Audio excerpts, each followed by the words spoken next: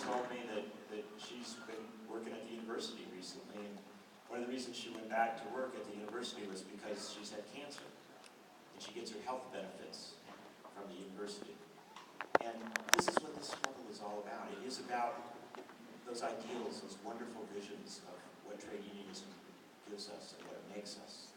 But it is also about those practical realities that we need to have worthy wages, good pay, good benefits, pensions. These are the fundamentals to live a healthy and safe life.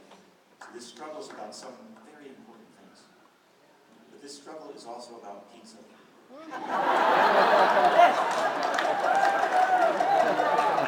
I will tell you that when that first call came into Ian's, how they found Ian's, you Google it and you say state capital and you look for the closest pizza place. And they called in and said, send a pizza over to the Capitol. Well, you know, now, if you look at Ian's just up the street, they have a map up. Every state in the Union has sent a pizza to the Capitol.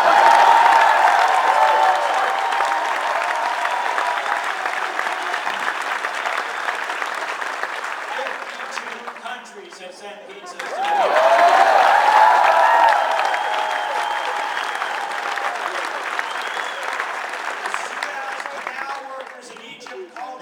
Credit card to send pizza to the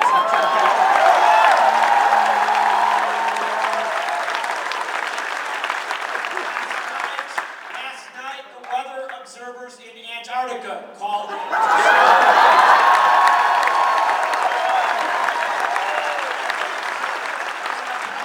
send a pizza to the Capitol. 4,000 pizzas have gone into that Capitol.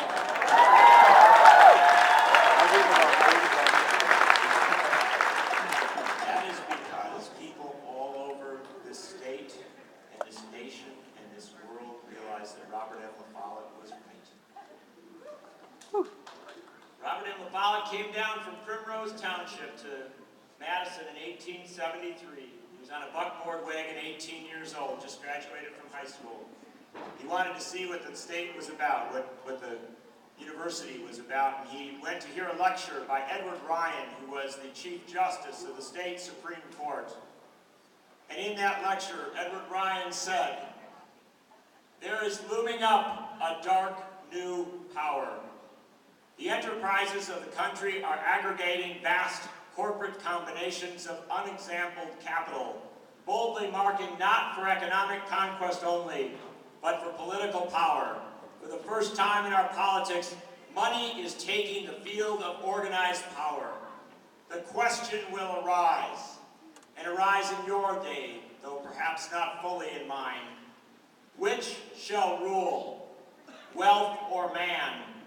Which shall lead, money or intellect? Who shall fill public stations, educated and patriotic free men and women, or the feudal serfs of corporate wealth?"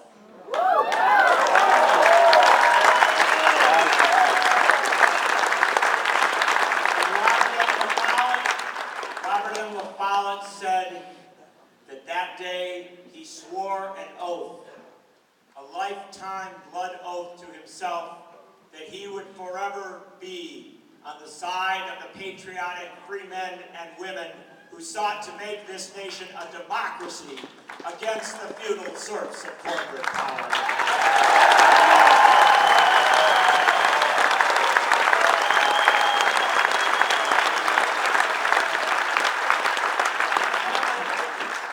In a moment, Norm Stockwell, who is, in my opinion, the most essential activist and organizer in this community. Norm Stockwell will come up on this stage and he will ask you to empty your pockets, as you already have for so many other causes. He will ask you to empty your pockets for WORT. You must do that, because this station is providing daily great coverage of this struggle with no resources. It's not MSNBC, it's not even Democracy Now! This is a great station, and you have to support it with everything you've got. You have to regard their wonderful news department that's just been doing such good work, and help them to keep covering what we're doing.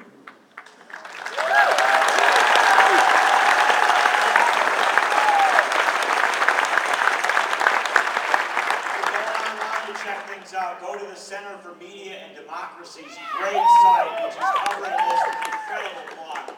Just wonderful stuff. Go and follow that. We're creating our own media in this community, and it's working. We're countering the lies of the New York Times, the lies of the Wisconsin State Journal, the lies to support the minority.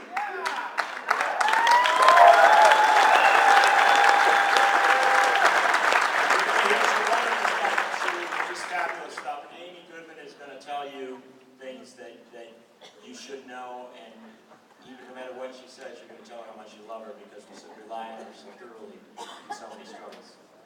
But as you go out tonight, you know, you've seen these people on the stage, and they're exquisite, supporting a great radio station. But as you go out tonight, remember this. Remember this.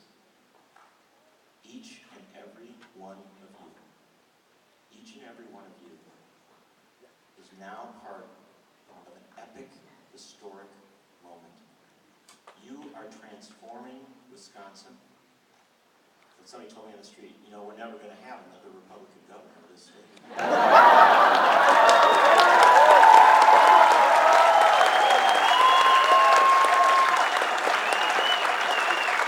You are transforming this nation. You are putting Americans in solidarity with people across this planet, and you are doing something else. You are teaching your children. You are teaching your children that Patti Smith was right. People have power, and we will use that power not merely to stop a bad bill, because that's not enough anymore. Not merely to rebuild a labor movement, because that's not enough anymore.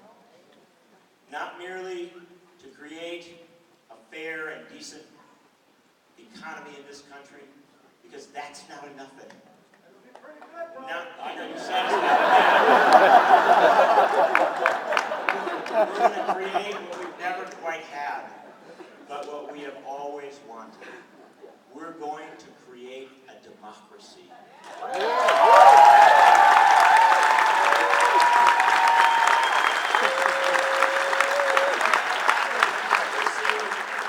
That democracy will restore Wisconsin as the laboratory of ideas and ideals, and Wisconsin shall lead the nation. La Follette was right. Democracy is a life, and we are living that life now. We know they were right.